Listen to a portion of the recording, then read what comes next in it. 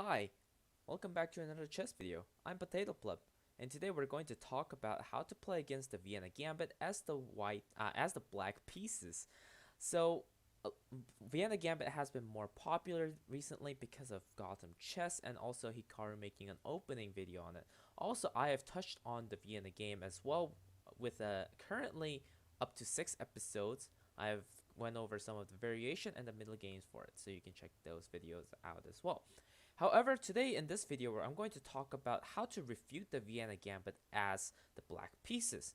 Now, it is worth noting that Vienna Gambit can be very powerful for white, but if you know the right responses and if you know the right ideas, you can basically demolish the Vienna Gambit and either equalize or have a very solid advantage against the Vienna Gambit. So without further ado, let's first take a look at the main line. So the Vienna Gambit main line goes e4, e5, knight c3, and knight f6. And the white plays the move f4 here, gambiting a pawn. Now it is worth noting that if you take the pawn here, you kind of walk into a trap because of this move e5.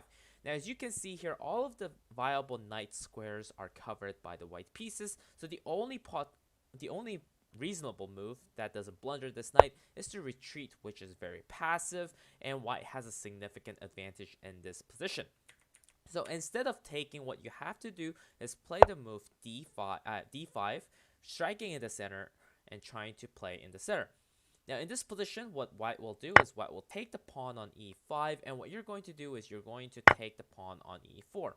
Now it is worth noting that retreating is obviously a bad idea, and we know that these two squares are covered, so the only logical place to go is to take on e4. Now in this situation, there are two main lines for white here. The first one is the main line itself, which is going to be knight f3, and the second move is the Paulsen variation with queen f3. Now first we're going to take a look at the main line, knight f3. Now against this move, the move that I would like to recommend is bishop c5. Now it is worth noting that there are many great moves such as bishop e7, knight c6, but the line that I like is bishop c5 because of how powerful it is and how Stockfish says it's a great move. So I'm going to show you that move, the bishop c4. Now in this move, the reason why it's so powerful is that at first glance it looks like d4 is straight up winning, but you're just going to casually play the move bishop b4 here, pinning the knight, and you're going to force this natural looking move bishop d7. Now after this, what you're going to do is you're actually going to undermine the central pawn with the move c5, and then you're going to try to attack this. Now it looks very scary here actually for white. So the main line for in this position is actually to play a3, and then you're going to try and white's actually gonna try trading the bishop here for the knight. Instead of taking back with the knight here, the most venomous move here is castling, a very quiet move. Now it is because you're going to get your king to safety, and you're kind of preparing to kind of explode the center, so and starting to pose some major issues for white here. Now in this case, white naturally develops the bishop here with bishop e2, and you're going to keep on developing as well, starting to build more and more pressure into the center. Now you may be wondering why it is not good to take on c5 here. It is mainly because first, there's a prospect of pushing this, which is very dangerous. As you can see, let's say I push this. For right now, it's fine like this, but what I can do is I can basically take and ruin the pawn structure and then do stuff. It's quite iffy. It's quite iffy. So taking is not a good idea. Like after this, look at this. There's like triple stacked pawns. This pawn is isolated and it's like easily blockadable. So this is not a good variation. That's why taking is not advisable for white, obviously. And after castles, yeah, what was it? Yeah, after castles, bishop e2, we develop as well castles. And then what we're going to do is play the move bishop f5 here. Now, it is worth noting that bishop g4 has been played as well previously, but I like the move bishop f5 because not only it targets the pawn over here, it kind of supports this knight as well. Now, the question I had is what will happen if white goes for some kind of like a discovered attack on this bishop. Now, don't worry, this is still fine for black actually, because you're going to start up with pawn takes d5, pawn takes d4, threatening this pawn. Now it is worth noting that if you take like this, what we have is take, and then we start to cause some major issues in this area. That's why rook takes is not a viable option. So after takes, knight takes, and then queen g5, and black should have a very scary attack coming, and this is very much better for black. And the engine says it is a minus 2.2. So this variation itself is very good for black. So let's see what will happen in the Paulsen's variation. Now the Paulsen variation occurs when your opponent plays the move queen f3 instead of the queen instead of knight f3. So if your opponent plays queen f3, then what you're going to do is you're going to respond with the move knight c6. Now, in the case that he tries to trade, assuming that he can win a pawn here, instead of taking it immediately with the pawn, what you're going to do is you're going to play the deadly move knight d4, forking the queen and also threatening a fork at the same time. So, yeah, in this position, white basically has two different moves: is to either go back or to play the move queen c3. First, let's look at what happens if he goes back. If he goes back, what you're going to do, you're simply going to take the knight on d4, on e4. Sorry. Long day. I'm kind of having a hard time processing this square. Anyways, you're going to take on e4, and then he's gonna play c3, trying to kick out your knight, and you're just gonna calmly come back. And if he tries to take a big center, what you're going to do is just casually take. And either he takes with bishop or the queen. What you're going to do is you're going to trade first and then take if he takes with the queen. But if he takes with the bishop, all you're going to do is just simply take with the knight, and then you're going to threaten to win this bishop here. So, yeah, basically in that situation, he basically has no compensation for not castling and all that stuff. So basically, this line is good, and if he decides to go queen c3, I think this is what I have to cover. You're simply going to take back material by taking the knight on the e4, and then he's going to try to trade the knight by playing knight e2 because he doesn't have c3 in this position. You're simply just going to come back here, and I believe his move is going to be b3, trying to fianchetto. And in this position, I would recommend playing the move bishop g4.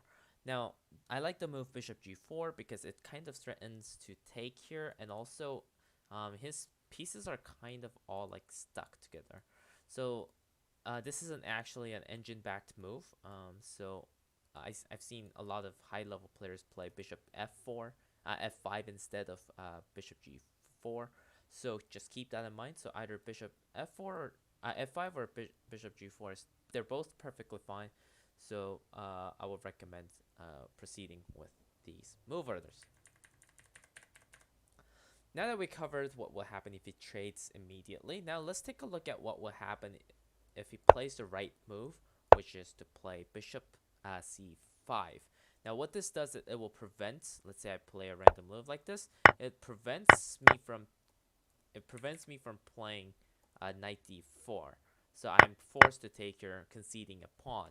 So in this situation, what you have to do is you need to take the knight first instead of playing h3, or I mean h6. You need to take the knight first, and then in this position, a lot of players will play the move b takes c. Now this is because it can build up a strong center and then castle long and then start to attack the king side pretty vigorously.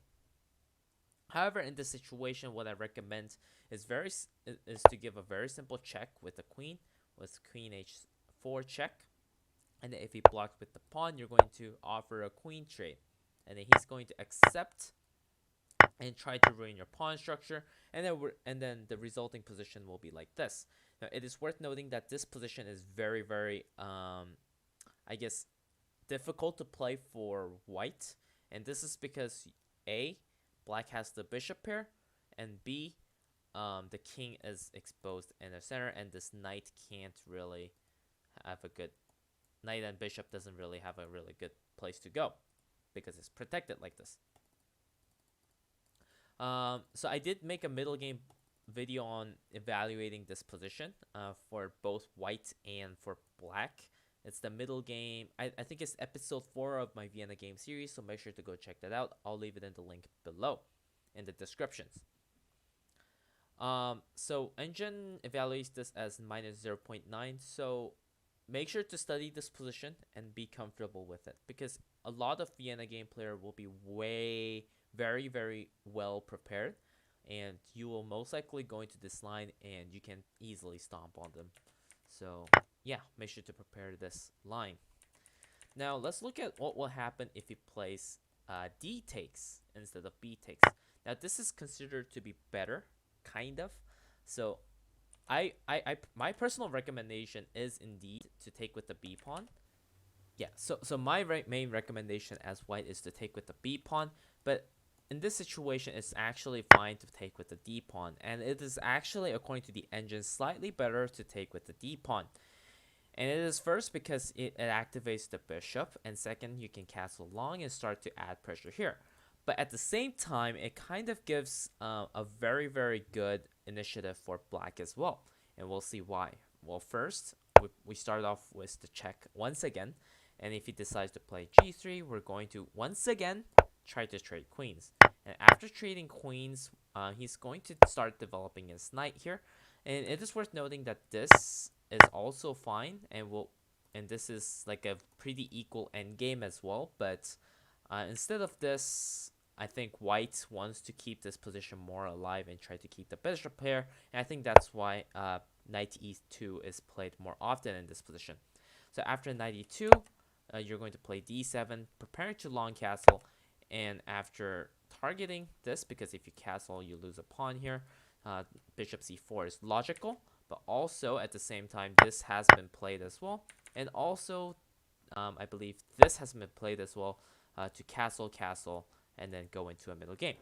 Regardless, all of this position, I believe, is either slightly better for black or equal.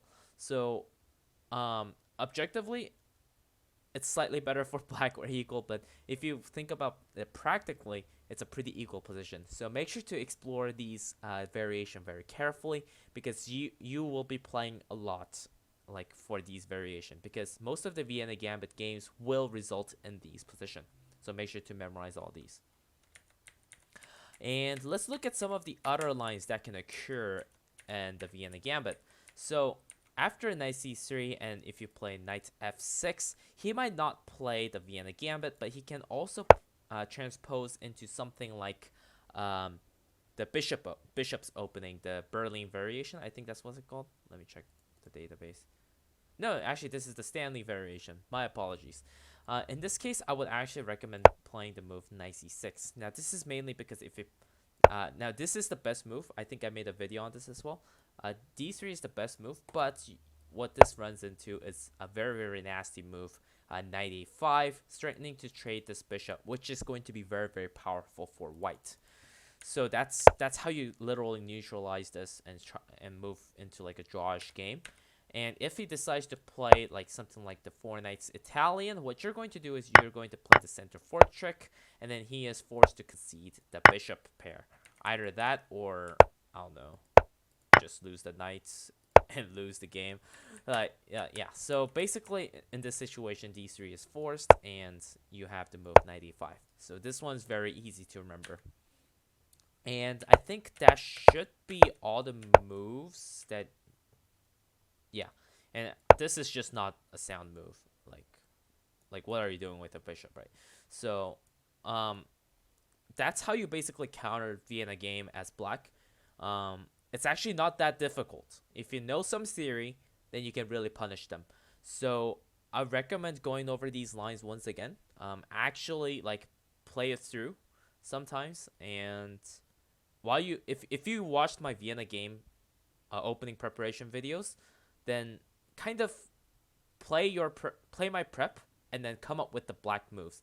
and then you'll see that based on the ideas you've learned here, you'll be able to come up with the black moves for my preparation, and through that you'll be able to find the weakness in the Vienna game, and then you'll be able to I guess figure out more creative ways to work around those weaknesses.